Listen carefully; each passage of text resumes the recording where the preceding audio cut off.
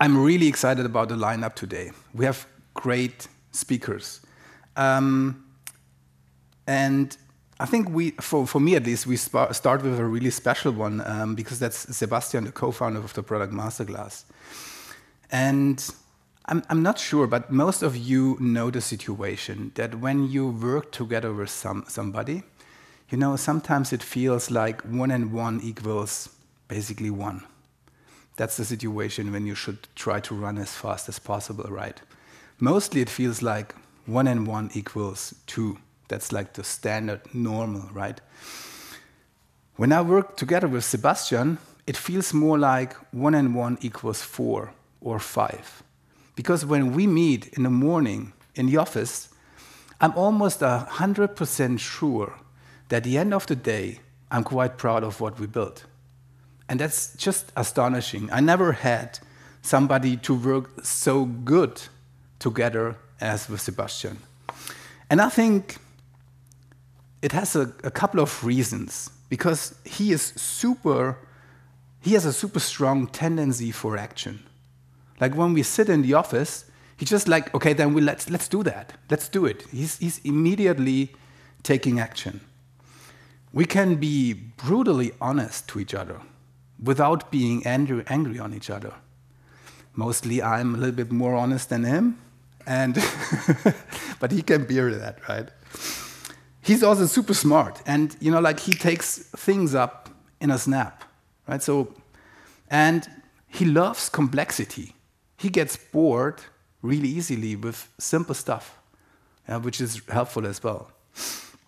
And most important, I think, we have a complementary style of thinking and a different angle. And that's really important for the two of us, but also in the Product Masterclass, to have the 4 different angles looking at product management. Yeah? So thank you, Sebastian. It's an absolute pleasure to work with you, and I'm really looking also forward to this talk, because I never heard this story in full length. Right? So it's also for me really interesting. And yeah, so I'm really looking forward to hear that talk and also have the audience experience some of the traits I just described.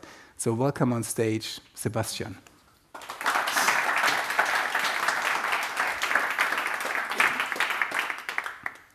Thank you so much. I didn't know that he would say that at the end, so it made me nearly cry. It's I can definitely return the nice things Thomas just said about me.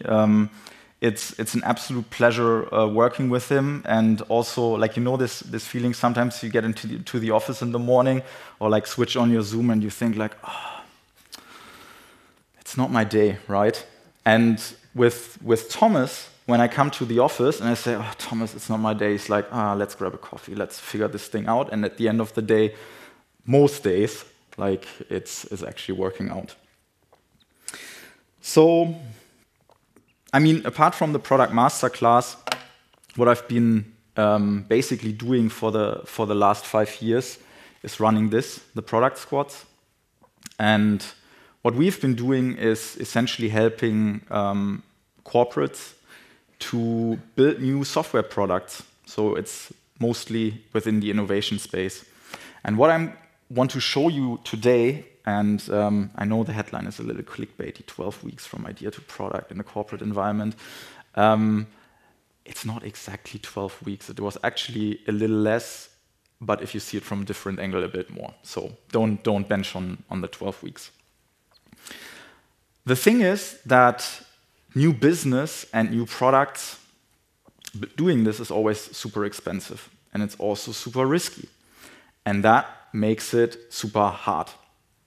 And the issue that you have when you are doing that within a corporate environment, opposed to you are a single entrepreneur, maybe you don't have the money, but the unfair disadvantage that you have when you do that in a corporate environment is that corporate structures are just not built for new things. They're actually built for the opposite, for like a completely different thing in the product life cycle, to actually exploit the product and the business. So basically, you want to optimize. And the longer you come along on the product life cycle, the tinier the optimizations become. And then it's about process optimization and all these kind of things. And that makes it very, very hard to do new things in a corporate environment. So what I want to show you today is 9 learnings from what I've been doing and we've been doing for the past 5 years. And I'm going to connect that to a very concrete project that we did with the beautiful people at ShareNow. So if anybody is joining from the live stream here, I want to extend a big, big thank you to the wonderful people at ShareNow, and in particular to Carsten Anhalt, who was doing the project as a business owner with us. And we shared this, I think, 2 years ago, I think, roughly, at a conference. So I'm very happy that, he basically allowed me to share the story, because it's always a little more fun if you don't just talk about the theory, how you should, in theory, do it, but if you can actually see what happened during the project. So what I will show you today is how we basically, together with ShareNow, successfully rolled out something that was called pre-booking pilot for long-term car sharing. What is that? So maybe long-term car sharing first. So car sharing, probably very, very familiar to most of you. You just grab a car, free-floating car sharing, I have to say. You grab a car from the street, you just jump in and you drop it somewhere in the business area. If you do that long-term, that means that you're doing it for a longer period of time. So essentially, think a bit of like rental. So I rent a car really for a longer period of time. And pre-booking was the idea, because usually in free-floating you just open your app and then you just find a car. The idea was that we would allow people not only to take like a car right off the street, but they could actually pre-book and get like a car guaranteed like within a certain radius. So it's essentially combining car sharing and rental. And what I'm also going to show you today is how we basically use different steps of pilots in order to basically make sure that you are constantly managing expectations towards stakeholders. Because that's the thing with innovation projects. If you just like drag them out for too long without anything to show for, then you can't measure anything. And it also means that people get anxious, right? And I'm going to kind of try to chuck that together with the things that we learned in 5 years of doing these kind of projects. So the first learning is a bit fuzzy. I'm going to make it a little more concrete in a bit. But the first learning, for me at least, was you have to make sure that the product or the business or the service that you are building is really essential for the company. And this can obviously mean different things for like individual situations. But when we look at what essential means, then I mean we are trying to solve a really big underlying problem. And big is obviously, depends on the company size, but when you hear big, you want to think in terms of like our market is under attack, so we are losing revenue, or our costs are exploding, so we need to reduce that. So anything that is kind of like affecting the top or bottom line is usually a big problem. The second thing that I learned also the hard way, you need like a good board sponsor, and to be honest, one is not really enough. You need more than one, because people change companies. This happened not in this particular bit, but we had that also. So like a board sponsor, like right when we started the project, the board sponsor was gone. Thank you, bye-bye. So that makes it like a lot harder to actually do stuff, right? And then you see the dots at the bottom. So there's like a lot of more things. It really depends on the situation, but just make sure that in any of these dimensions, the product or the service that you're trying to build is essential. So let's look a bit at the situation ShareNow was in. So essentially, car sharing as of 2018 is like a €2 billion market. And ShareNow / DriveNow and Car2Go, I mean, they were the pioneers of car sharing, especially in Europe. And And in the beginning, I mean, it's fine. Like if you own a market all on your own, then, I mean, that's absolutely fine. But like over time, like this market obviously gets squeezed. And it got squeezed by startups, by rental companies like Sixt, by public transport companies like Deutsche Bahn, by ride-hailing companies. And then the question is, can I take more share of the market, or do I move to a different one? And that was actually the underlying question. So how can we enter the rental market that is 50 times bigger than the market that we are actually in? So the second thing is that you really need to make sure that you define good measures of success.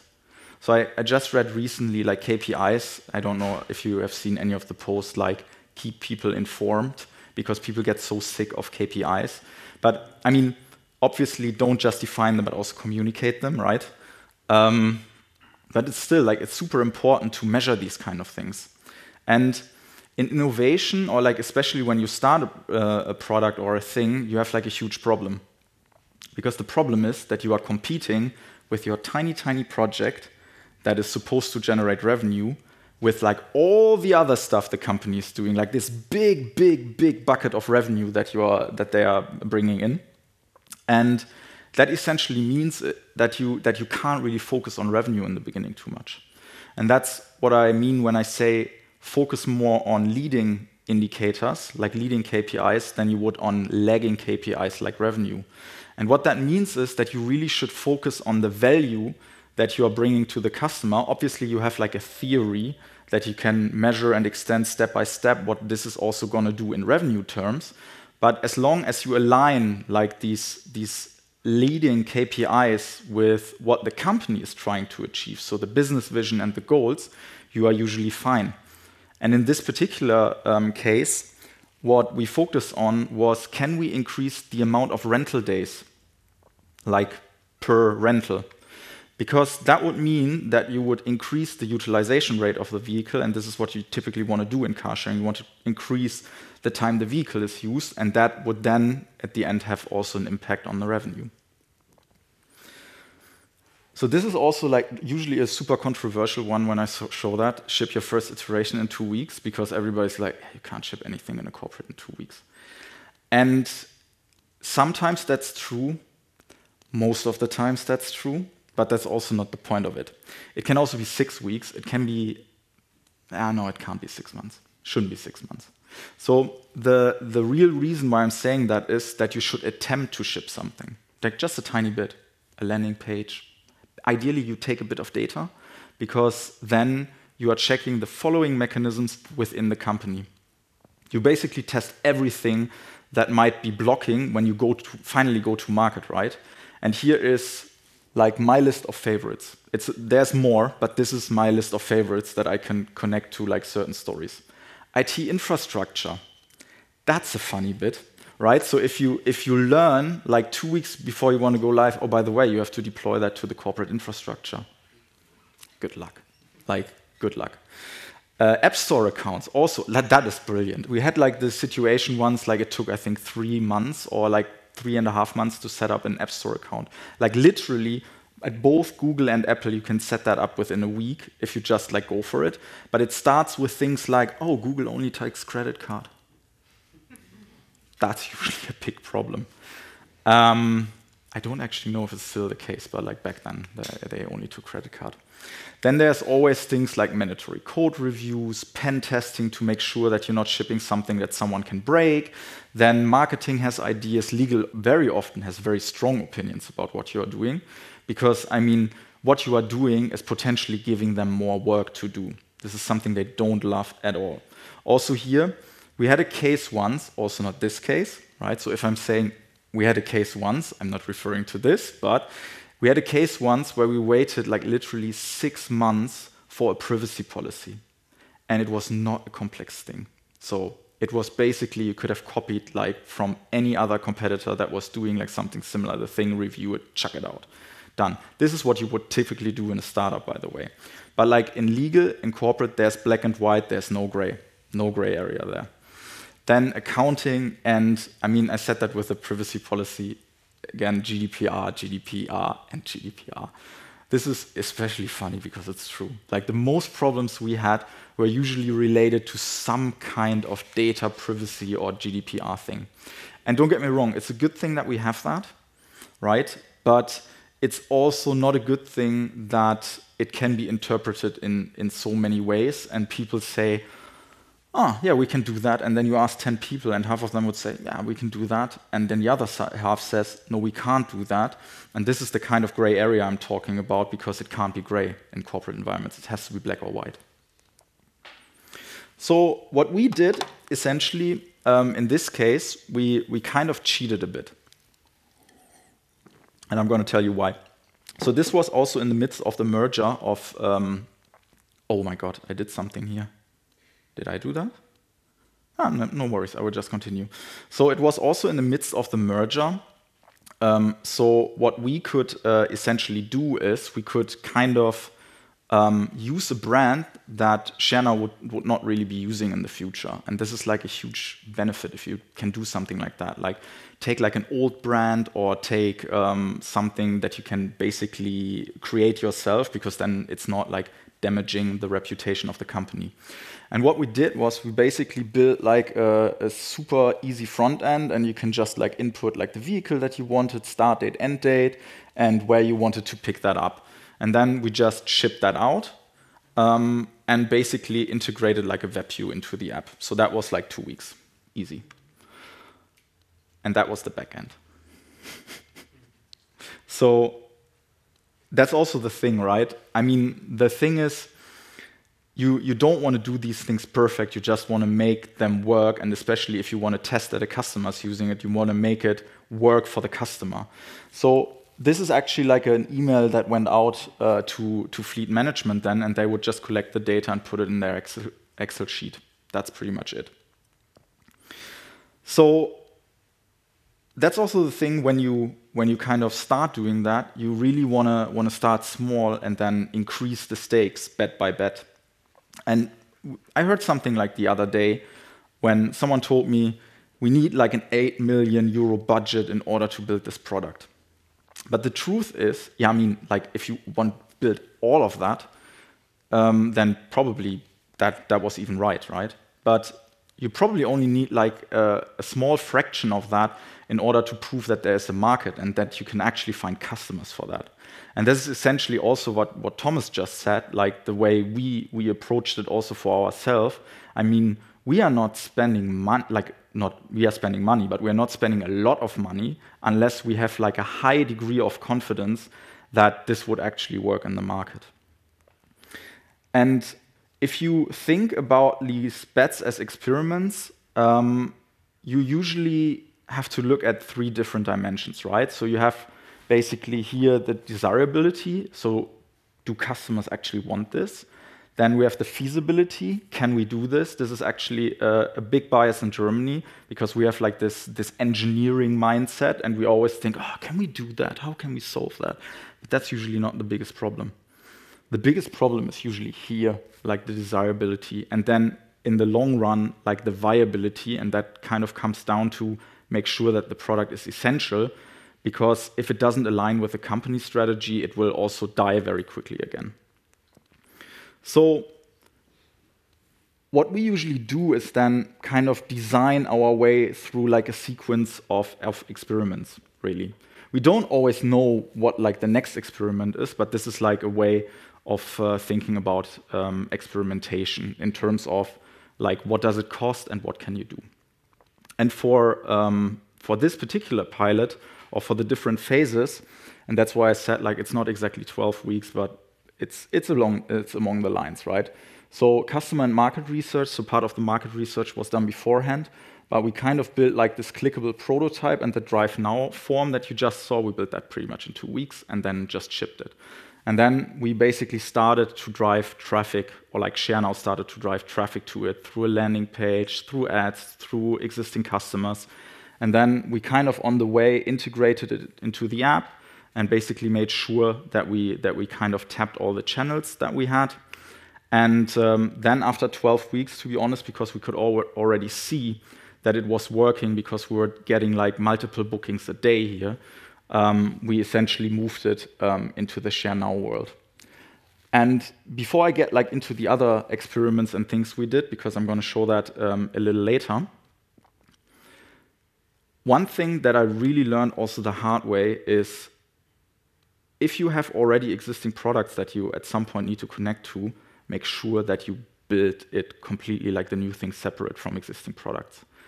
Because the problem is, if you build within the company's tech infrastructure, that's usually super complex and it's made for like big use cases. You don't need that, right? It makes you very slow when you start. The issue is, and you saw that in the slide that we back integrated it into the share now environment.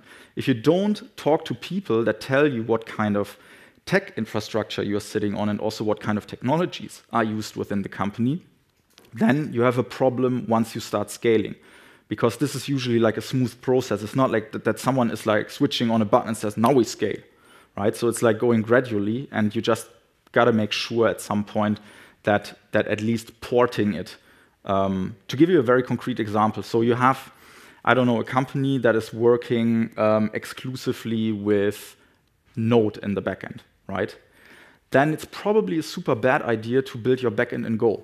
Because once you want to reintegrate it, you don't have the talent to actually support it. I mean, you can always argue you should hire people for it, but you probably will have a much harder time like getting it there. And this is essentially what we also did. So this is actually the same front end. This was rebranded and then bit by bit handed over to the teams. And the way how we did that, I think you can still remember like the email with the data inside. So this was the second backend. So we essentially used Excel as backend. And the reason why we did that is because in the first pilot, we kind of learned how the operations department was working with the data. So we looked at what they were doing and then basically copied it over and basically filled it automatically. And then we essentially, what you can see on the right, like links, these were essentially small functions where we would connect to the internal Salesforce integration so that we could send out emails to the customers. And this is kind of, I love to do that kind of thing because it really teaches you a lot without you actually have to put like a lot of effort in it, right? Because you're working with the people who work with it, and then you can like super easily change something if something is not working. And if you kind of flush that directly in like a complex software system, you can't really do that anymore. Which brings me to the second thing, which is definitely make sure to get a dedicated team to work on it. Because here's the thing, we are again corporate, so you have like these huge cash cows within the corporate, so they're bringing in all the money, right? Cash cow priorities always trump new business, like always. And if something happens with the team that is working on this, and they also have like this little side project, like the cash cow, then if something happens, they're gonna switch back to it, like straight away, and they drop everything, right? And that just kills what you wanna do. And you can get like a small team. So this is like the team that we formed. So we had one full stack software engineer. We had Peter, who was mainly focused on basically the learning bit, so making sure that we got like the customer feedback, make sure that we talk to operations, like kind of designing the next experiments based on what we learned. And I was kind of connecting within the company. So there's also one other thing that happens when you do new stuff. In the beginning, nobody wants to touch it, but when it starts to get attention, everybody has an opinion about it. So there's actually three people. There's the people that want to help. You have to pull them close. There's the people you want to block or want to block you. You want to push them as far away as you can. And if you have basically the backing from the board, this is also super easy to do. And then there's the third. This is my least favorite one. The people that just want to talk all the time. They have an opinion about everything, but they don't really want to help. They just want to talk. So they're basically wasting your time. And the thing with these people, they come nice and say, yeah, I had this idea, and like, oh yeah, can you help me with that? No, I'm like too busy to do that. But I mean, you should really, really look at that, right? And these are the people that are also let's say, the hardest to handle, just because obviously you don't want to push them away like straight away, because they're like, why? I'm just trying to help, right? But it's like super toxic. You don't want to have these people. So what we did, basically, because you definitely always, when you do something that is close to the core business, you need a couple of people to do certain things for you, right? So we always try to keep what we can do in terms of product in the core team, so that everybody, that we were kind of self-reliant here, but we obviously had help, right? So we had help from CLM, who helped us to design and shoot out emails. We had help from analytics, who helped us making sense of the data we collected. And we had help from the content team, which is, you could argue you can do that yourself, but don't underestimate that. It's actually a lot of work to get this right. And obviously we had help in this case from pricing. And the way we did it is basically we kept them updated in formats. And then in these formats, we would actually weekly say, okay, this is what we are doing. This is what we would need from you. And then these people would say, yeah, I can do this, I can do that, or I can't do that for you, right? So it's more really putting them in a more active role, but making sure that it doesn't influence the way you build your product. And then we had basically bi-weekly updates for a bigger round, so that everybody would stay in the loop. And then it's also fine if you have bi-weekly updates. You can waste an hour of your time for people who just want to talk. It's fine, but then they're at least in the loop. Expectation management. What can I say? It's always a hard thing to do right? And especially when you start, because again, corporate environment, you try to optimize. So you want to learn. Mostly what you want to do in the beginning, and I said that earlier about leading and lagging KPIs, we want to learn, and therefore we don't want perfection. Actually, we want right the opposite. We don't want to be perfect. We want speed. We want to get stuff out fast, and we want to do it in a manner that we basically make sure that we learn as much as we can, as fast as we can. So this is what happened. So someone approached me, you can't do that. You can't host a database in an Excel sheet. Oh yeah, we can, and we did. It was awesome. It was so easy, and we learned so much from it, but it's just the kind of thing, because obviously when you're operating in an optimizing mindset, you're just obviously a database can't stay in an Excel sheet. Although, to be fair, we use these things for a very, very long time as databases. So, I mean, this is a database. It's literally a database. But, people have strong opinions about stuff, and you just need to make sure that you stay strong, because they also have good arguments for why you should not do that. I can think of 5 straight away why you shouldn't do that. But in this particular moment, this is the right solution. This is the right thing to do. And the last one, and this is a difficult one because I said it earlier, I think corporate innovation is actually, from my point of view, I look at these people that actually have the stones to kind of drive that in their organization. They are not always popular for doing that. And I don't envy them at all. Because here's the thing.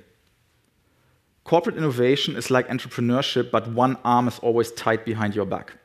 So you gotta fight it I don't know, with a sword or something. Because the thing that you don't exactly have all the freedoms that you would have if you do it on your own. You have more money, for sure. You have more support, also for sure. But you also have to manage a lot of people. So most of the times you cannot just say, all right, let's do it. You have to ask 10 people. And to be honest, the best people I know and that I saw doing that successfully did something that I like to call kiss and kick. So take the people close that want to help you, kick the ones as far away as possible that don't want to help you, and especially you kind of need this attitude of, I really don't give a shit, right? So I just want to get this out, and I don't want to be nice to people. I just want to get it out of the door. And if you are helping, great. If you are not, then please stay away from me. So key takeaways, and I think we can also put that later on out. So it's not really important to read what's underneath, but we can put it out as a handout. So number 1, make sure the product is essential in any terms. Define how you measure success. Definitely start with leading KPIs. Don't start with revenue. Ship your first iteration within 2 weeks just to test like everything that could go wrong when you roll it out, so that you don't have to have the mess like 12 months down the line. Start with small bets and increase the stake. This is also like super nice for managing the board or stakeholder expectation, because in the beginning you just need a little money, and then you have data, and then you need a little more and more and more, and you can always get there and say, hey, this is the things we run, this is what we saw, and this is how we think it's going to develop, right? And the fifth one, and this is especially important, like from a tech perspective, make sure it's just on a different stack. It saves you like so much trouble. And to be honest, I don't always get that right either. 5. Because like sometimes people talk you into like not doing it that way. And trust me, like I always preach that. And just a couple of years back, like I already knew that, and I got kind of talked into like doing that again in like an infrastructure. Took 9 months to deploy. Thank you very much. So the sixth one is get a dedicated team to really work on the issue, because only with focus you can like get somewhere, and you don't have like these pesky things coming in the way that actually earns the company money right now. Get people into clear active and passive roles and actually communicate that. We want you in that role. Can you do this for us? If you can commit to that, then be my guest to help. And communicate expectations to team and stakeholders, right? So we want to be fast, we don't want to be perfect. And if you're doing that yourself, be a hero and be prepared for the ride. Thank you so much.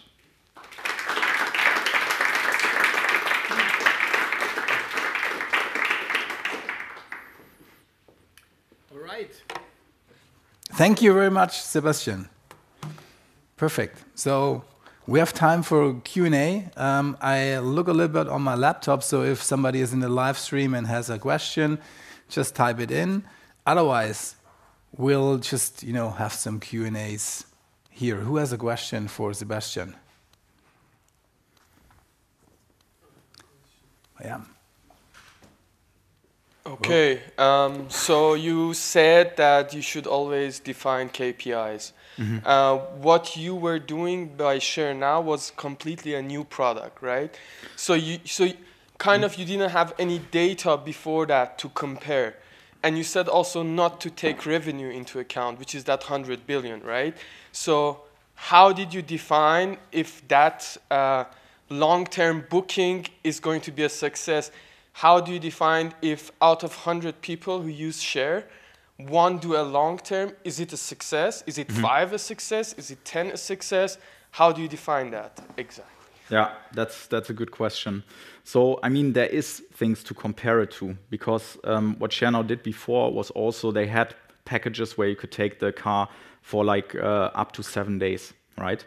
So you basically had data to compare it to. So the thing is, what we really wanted to look at, if you pre-book, would that increase the average rental time? And I mean, that's a bit of a no-brainer, kind of. I mean, nothing, like, to be honest, nothing is a no-brainer with customers, right? So you always think it's a no-brainer. But this is something we measured. So basically, do the rental days increase per booking? So we had data to compare it to. But if you have like a new product, obviously sometimes you don't really know what you can expect from a certain market, right? So to give you an example, you build a landing page, you put it out there, and you drive traffic to it. So what kind of conversion is good? Yeah. Like, I'm seriously asking because I don't know. Like, it really depends, like, on the sector you're in. It depends on the product you are selling. So in the beginning, you are flying a bit blind. So then, and I mean, Thomas, this is more Thomas' topic than mine, but it's like in the beginning, when you also want to focus on value, this can also mean that you want to work more on the qualitative side of things, that you really talk to customers and understand what kind of problem you are solving for them.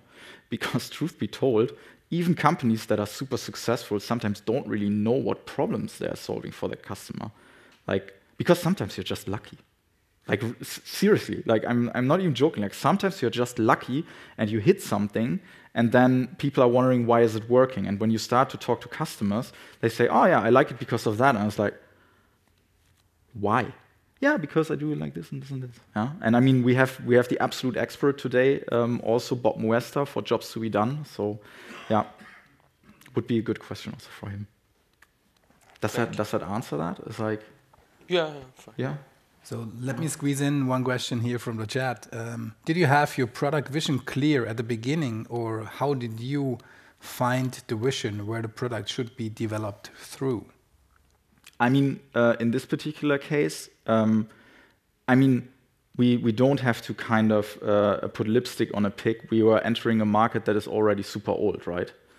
I mean, rental has been there for over 100 years, and there were a lot of competitors who were doing it right and were successful with it. And this is also one thing that kind of helps when you look at the market. Some people say don't look at the market, but yeah, look at the market, because some people are doing the same thing and they're super successful in doing it. So it might make sense to copy a thing or two, yeah, or like steal a thing or two. And in this particular case, this is obviously true because, I mean, rental, 120 years. So you could take like a bit of inspiration how a good rental booking funnel could look like, because there's companies that quite optimized the hell out of this already. But when it comes down to product vision, I mean, the ultimate goal was to increase like the utilization rate. So this was kind of the goal, like when you want to put it in numbers, right? And to build like this long-term car sharing business. And I mean, obviously this stayed, but obviously the way how the product was shaped, I mean, this is something that you learn along the way, obviously, by doing experiments, like building more. Then you do the next step, you add extras to the funnel, you see what kind of extras people buy. Is that like what we expected, or do they just, I don't know, buy more of this and more of that and less of that? So this is obviously something you still have to test. Yeah, I mean, 12 weeks is lightning fast. I mean, that's fast for a startup. But in how many of you work in a corporate environment? Just show me a hand to get. So it's about the half, let's say, right? 12 weeks, how does that feel for you? What do you think about that? It's incredible fast, right? So how, like when I was doing the entrepreneurship program, people graduated, and afterwards it was really hard, because my counterpart who gave me the contract, he always said like there is antibodies in the organization, right? They see the new idea and it's like the coronavirus, like they jump on it and want to kill it, right? And it's not always the obvious killing, but it's sometimes just, okay, yeah, but we need to check that with this or that, right? And then you get like an endless loop, and like 2 years later, you wonder like, okay, it seemed to be easy, why we're still not having, progress there. That's like the antibodies, right? You constantly swim upstream, right? So how did you do that? How did you handle the antibodies in the organization? Number 9, be a hero. But that wasn't me. That is like all to Carsten Anhalt at Share Now, who was the business owner there. I mean, he handled it pretty well, I would say. So, I mean, what I just said, I mean, the problem is if you are in these kind of environments,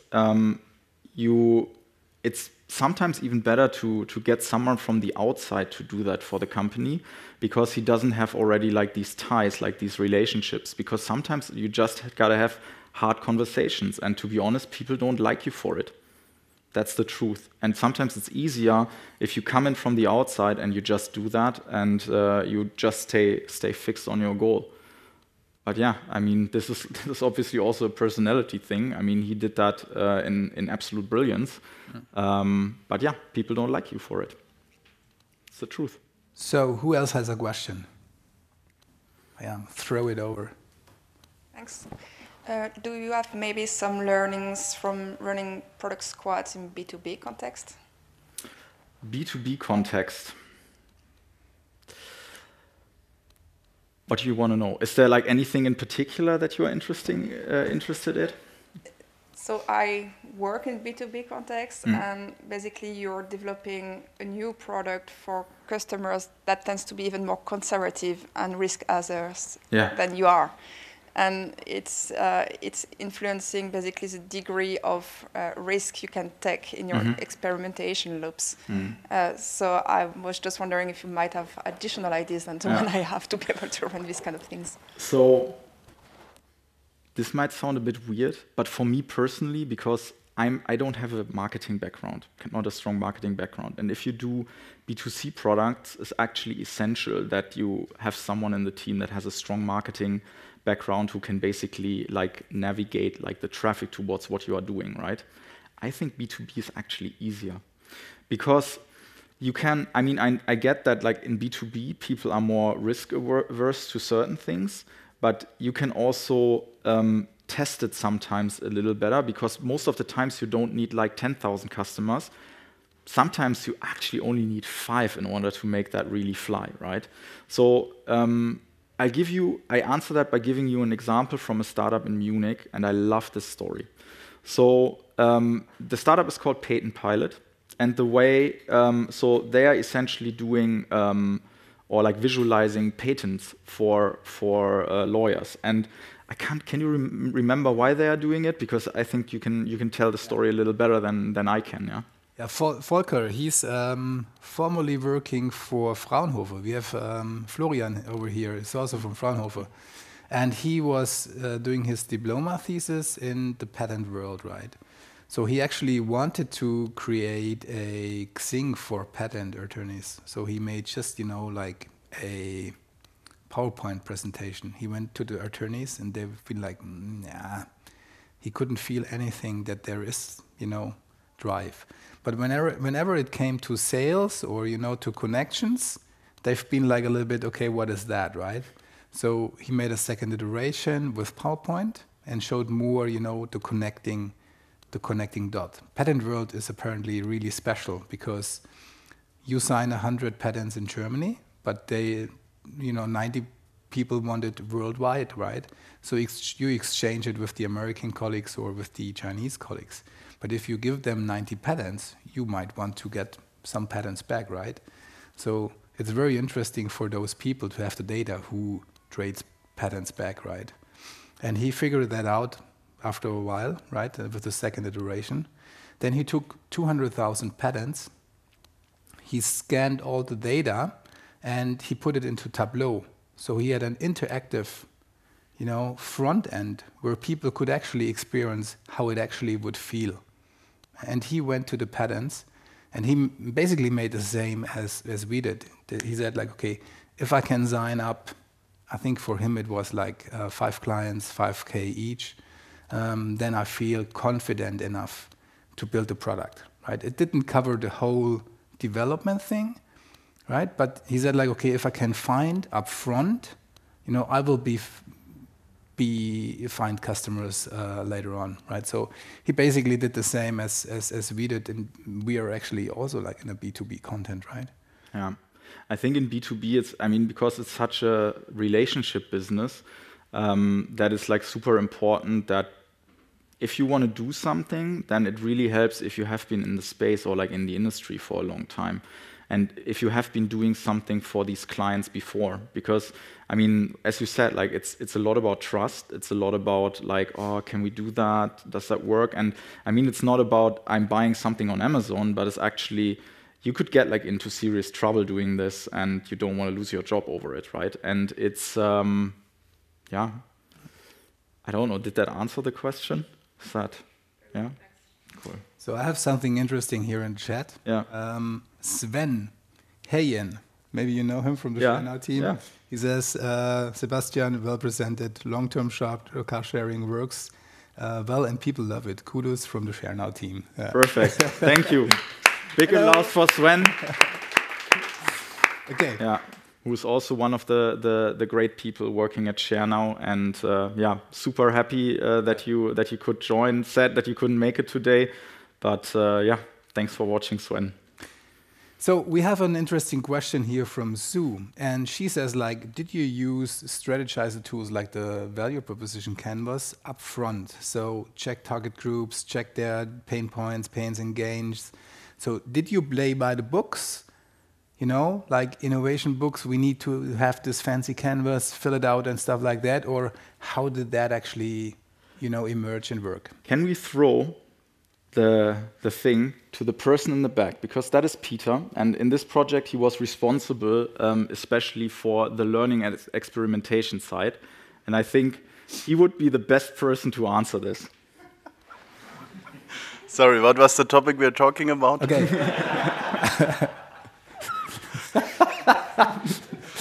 So, welcome, Peter. You're That's at a the serious Digital question. Product Day. It is about Share Now. And Zoo actually asked here how the project evolved. You know, did you use the tools from Strategizer, Value Proposition, Business Model, Canvas? Did you use that? Fill that out? Like, did you play like the books told you, or was it totally free from that? I think it was a bit of all. So we were aware that those tools existing back at that times, so that's they are known. And then you have, of course, to check how are the processes within the company right now. And the marketing guys, they are, for example, very customer oriented. They are already aware of customer journeys, and they are also very aware of things like jobs to be done, actually. So it is more the question, how do you translate it to the product team, and how do you make them actually aware that this also matters in the product space? And then I think the biggest value which was brought in by the team of us was basically that we were capable of building this product fast. And because of that, we didn't do a classical first round where we did an exploration, but actually our first product was the exploration which we did. So from that perspective, we didn't do any kind of solution testing up front, but we built a product and then we set it to the market. But it's also connected because of it was not a new product. Yeah. It was basically a feature which we implemented into an existing ecosystem, which we knew that it's actually working on the classical car rental market. So why would it not work if it's standing in front of your house instead of you have to drive with the tram to the station of whatever the company is? And I think one thing also like a key takeaway, because I see that a lot in this space nowadays. So we come from this world where we don't validate anything and we build something for a year, push it out, oops, no customers, thank you. Right? And then we are kind of moving in the opposite direction at the moment where we start to over-discover.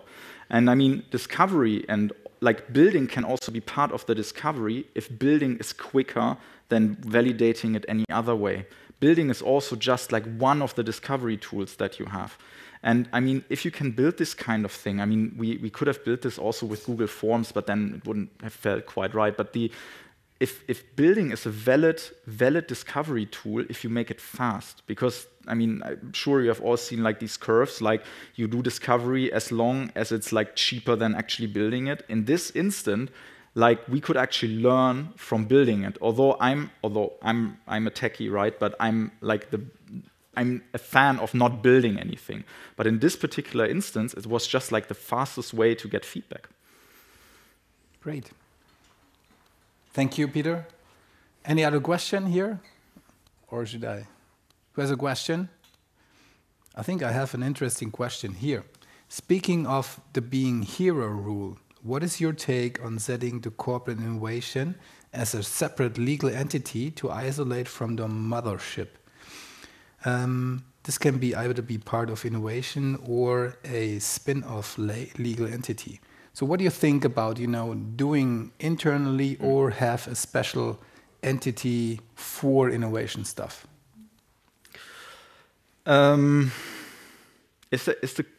Okay, so I think there's like two parts to it, right? So there's like the entity where you do all of your innovation stuff, and then there's like an entity you kind of find because you want to build like a separate product in it. I mean, in general, I think it's always better to kind of disconnect like innovation from like the core business somehow. the issue that I fairly often see with this is that still like the innovation unit, even if it's like a separate company, kind of works with all the compliance things from the mother company and uses all their systems and then uses like the basically all the structures that you have set up. And this can be like a massive disadvantage, even if you have it in a separate entity. But if you have the possibility to get it into the separate entity, then definitely do. The question is always how do you get it into the separate entity? Because also funny story, not from this project, but like big corporate, and we had this discussion whether we should put the product into a separate legal entity. And that kind of went forth and back for half a year. So if you can tell me what the reason was why the CFO didn't want to do that, then I will buy you a beer tonight. Okay, can you repeat that? So the CFO didn't want to do that. For what reason? The losses of the company will actually deduct the taxes you have to pay. Oh, that's a sophisticated one. That's a good one, actually, but it's not that one. More work? Exactly. That's it. More work, because you have to do basically one more end-of-year report, and they were already like completely loaded with like the stuff they had to do. And that's my point exactly with get a dedicated team, because like teams, you never have, like teams are always full with work because you optimize the structure. So they always have enough to do. So the reason was really, I really don't want to do another end-of-year report because it's going to cost us so, and we don't have the time for it. It was that simple, really. So yeah, I mean, at the end of the day, it went into a separate legal entity until like that reason was out on the table. Then you could potentially navigate it. But I mean, it's like with the customer, you need to get to like the bottom of the problem, and that's sometimes not too easy. Yeah. All right, one or two last questions, then I think we'll just have a break. Alan. Yeah, thanks very much, Sebastian. Have you ever had experience adapting this, not in the corporate setting, but to the public setting? So I work with some public bodies, and there it's very interesting. They really have an urgency for workshops and stuff around innovation, but they don't have that, definitely they don't have the dedicated aspect, and they're not kind of driven by revenue in the same way. They have budgets, but it's not, we need a new revenue stream. I'm just wondering if you had experience with that. Yeah, I don't. But I have a story connected to that. So my partner, she works in architecture. And they're doing a lot of projects with public bodies. And she told me this story once. So they had a building and they needed to do, like they needed to put like a floor into the building, right? It was for a big city in the vicinity, could or could have not been Munich.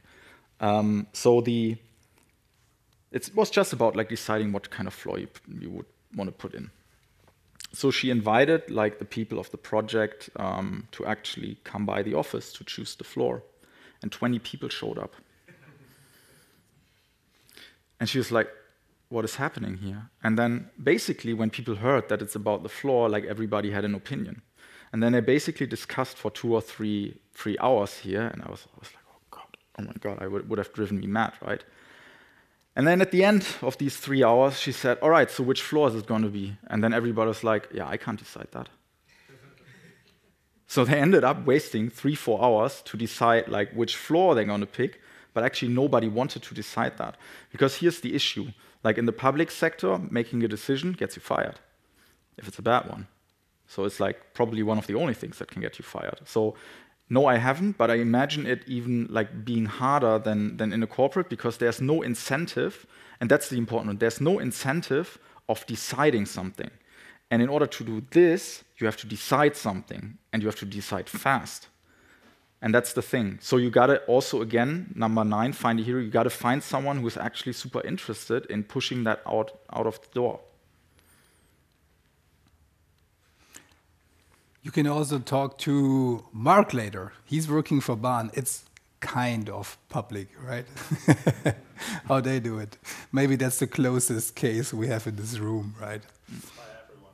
Sorry? We fire everyone. He said you fire everyone. Okay. Anybody a question? Otherwise, we just have a coffee, enjoy a little bit longer break. 10:45 is the next talk. We have here Sandra on stage. She's talking us through the value engine, which I'm really curious about. Yeah. In the back. Give her a warm round of applause, everybody. All right. So 11:45. We have a little bit longer break to chat. See you later. See you later.